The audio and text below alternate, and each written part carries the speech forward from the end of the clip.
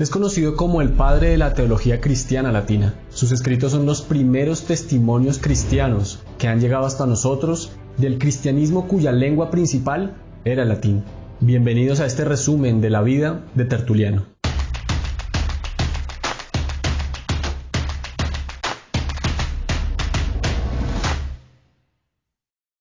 El conocimiento de la vida de Tertuliano se basa casi por completo en documentos escritos por hombres que vivieron más de un siglo después de él, y de referencias oscuras en sus propias obras, preservadas hasta hoy.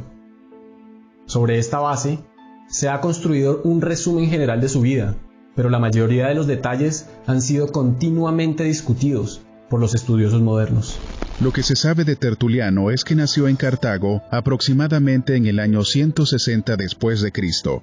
Para ese momento, Cartago solo era superado por Roma como centro cultural y educativo en Occidente. Tertuliano recibió una educación excepcional en gramática, retórica, literatura, filosofía y derecho. Poco se sabe de sus primeros años de vida. Sus padres eran paganos, y su padre pudo haber sido un centurión de una legión africana asignada al gobernador de la provincia. Periodo en Roma y conversión. Después de completar su educación en Cartago, Tertuliano fue a Roma, probablemente a fines de su adolescencia o después de cumplir los 20 años, para estudiar más y tal vez comenzar a trabajar como abogado. Parte de la certeza que tenemos sobre el conocimiento en derecho que tenía viene de Eusebio, que dijo que Tertuliano era exacto conocedor de las leyes romanas y varón insigne por otros conceptos e ilustrísimo en Roma.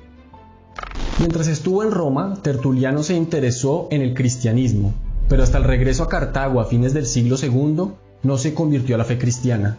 Posiblemente se dio hacia sus 40 o 50 años. No se cuenta con ningún registro sobre su experiencia de conversión, pero en sus primeros trabajos indicó que estaba impresionado por ciertas actitudes y creencias cristianas, como el coraje y la determinación de los mártires, el rigor moral y una creencia intransigente en un Dios.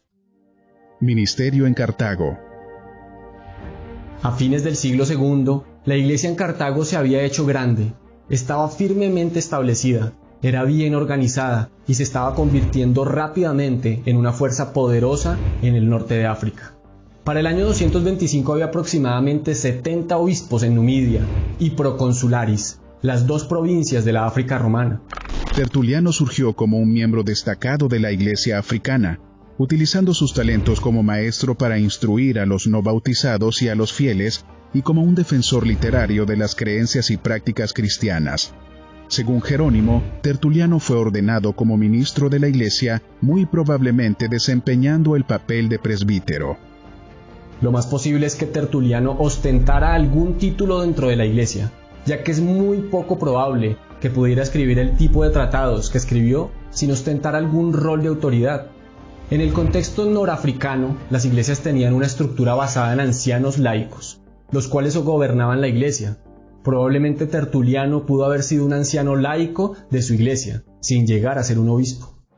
Sus actividades literarias. Durante los siguientes 20 a 25 años, es decir, a los 40 o mediados de los 60 años, Tertuliano se dedicó casi por completo a las actividades literarias.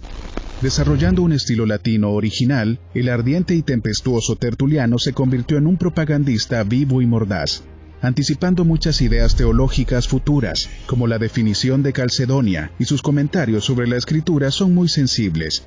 Sus obras abundan en frases llamativas y memorables, aforismos ingeniosos, juegos de palabras atrevidos e irónicos, ingenio, sarcasmo, innumerables términos de su propia cosecha, y un flujo constante de inventiva contra sus oponentes. Sin embargo, podría ser gentil y sensible, como en un tratado para su esposa y en sus cuidadosos estudios de las Escrituras, y podría ser autocrítico y reflexivo, como en su tratado sobre la paciencia, una virtud que admitió que estaba notablemente ausente en su vida. La importancia de su obra. Como personaje histórico, Tertuliano es menos conocido por lo que hizo que por lo que escribió. Sin embargo, el alcance de sus intereses y el vigor con el que los persiguió alentaron a otros cristianos a explorar áreas de la vida y del pensamiento no investigadas anteriormente. Al igual que sus contemporáneos, Tertuliano escribió obras en defensa de la fe y tratados sobre problemas teológicos contra oponentes específicos como contra Marción, un líder de una secta que creía que el Dios del Antiguo Testamento no era el mismo Dios del Nuevo Testamento, contra Hermógenes, un pintor cartaginés que afirmaba que Dios creó el mundo a partir de materia preexistente, contra Valentinus, un gnóstico alejandrino o dualista. También escribió el primer libro cristiano sobre el bautismo, un libro sobre la doctrina cristiana del hombre y un tratado dirigido contra la herejía. Su obra es muy prolífica. Además de los trabajos apologéticos y polémicos, se dirigió a una amplia gama de problemas morales y prácticos sobre los retos que enfrentaban los cristianos de su época, como la vestimenta apropiada, el uso de cosméticos, el servicio en el ejército, la decoración militar, sobre si uno debe vivir bajo persecución, sobre el matrimonio y el nuevo matrimonio, sobre la castidad, sobre la monogamia, las artes, el teatro y los festivales cívicos, y sobre la idolatría y el arrepentimiento después del bautismo. ¿Hizo parte del montanismo? Algunas tradiciones han afirmado que en algún momento antes del año 210, Tertuliano dejó la iglesia para unirse a un nuevo movimiento profético sectario, conocido como montanismo, fundado por un pseudoprofeta frigio del siglo II, llamado Montano, que se había extendido desde Asia Menor a África. La insatisfacción de muchos con la laxitud de los cristianos de su tiempo era agradable con el mensaje montanista del inminente fin del mundo, combinado con un moralismo estricto y exigente. El montanismo juzgaba cualquier compromiso con las formas del mundo y muchos se unieron de forma entusiasta al nuevo movimiento. Los académicos de hoy en día cuestionan la afirmación de que Tertuliano se unió a los montanistas, ya que se tiene muy poca evidencia al respecto. El consenso de hoy es que él nunca se apartó de la iglesia y que él mismo representó al montanismo como un movimiento dentro del cristianismo.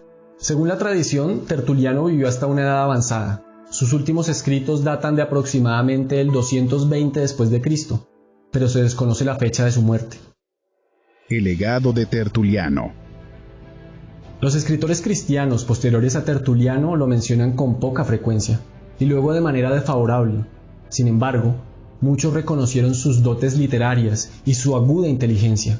Cipriano, Agustín de Hipona e incluso Tomás de Aquino le deben mucho a este importante pensador. Su obra fue clave para comprender más claramente la doctrina de la Trinidad. Escribió los primeros comentarios sobre las Escrituras, especialmente del Nuevo Testamento. En los siglos XIX y XX hubo un renacimiento de su persona y obra. En tiempos modernos, Tertuliano ha sido ampliamente leído y estudiado, y es considerado como una de las figuras formativas en el desarrollo de la vida y el pensamiento cristiano de Occidente. Tertuliano generalmente también se considera un exponente sobresaliente de la perspectiva de que el cristianismo debe oponerse sin concesiones a su cultura circundante. Fruto de eso, su famosa frase: ¿qué tiene que ver Atenas con Jerusalén? La mentalidad práctica y legal de Tertuliano expresó lo que luego se consideraría el genio único del cristianismo latino. Como la mayoría de los cristianos educados de su época, reconoció y apreció los valores de la cultura grecorromana, discriminando entre lo que podía aceptar y lo que tenía que rechazar. ¿Y tú? ¿Qué piensas? ¿De qué formas estás llevando el Evangelio a una sociedad secularizada en busca de significado? ¿Cómo podemos los cristianos ser espiritualmente sensibles y al mismo tiempo intelectualmente agudos? ¿Crees que en nuestra práctica de fe debemos evitar la filosofía y la ciencia?